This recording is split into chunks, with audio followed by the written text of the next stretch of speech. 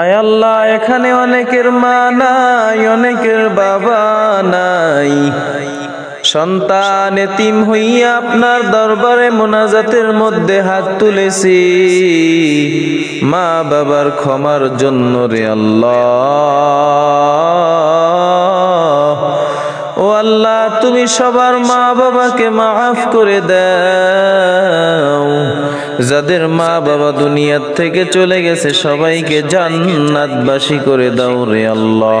যাদের মা বাবা বেঁচে আছে না হায়াত দিয়া দাও। ও এতিম সন্তানেরা মা বাবার জন্য আল্লাহর দরবারে কান্না করেন আর বলেন, আল্লাহ আমার মা আমাকে 10 মাস 10 দিন গর্ভে ধারণ করেছে, আল্লাহ মা আমাকে বিছানায় নিয়ে শুইছে, ডান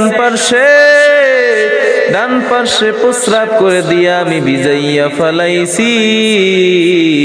আমার মা আমাকে ঠান্ডা জায়গায় শোয়ায় নাই, বাম পার্শ্বে শোয়াইছি, আবার বাম পার্শ্বে ভিজা হয়ে গেছে, প্রস্রাব করে দিছি।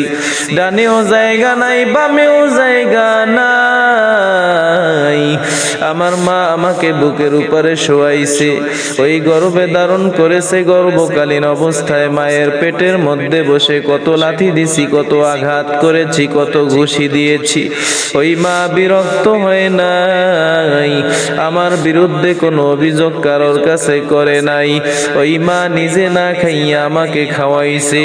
ও আল্লাহ, ছোটবেলায় আমার মা আমাকে যেভাবে লালন পালন করেছে, তোমার হাতে মা বাবাকে সুপর্দ করে দিলাম, তুমিও তাদেরকে সেইভাবে লালন পালন করিও।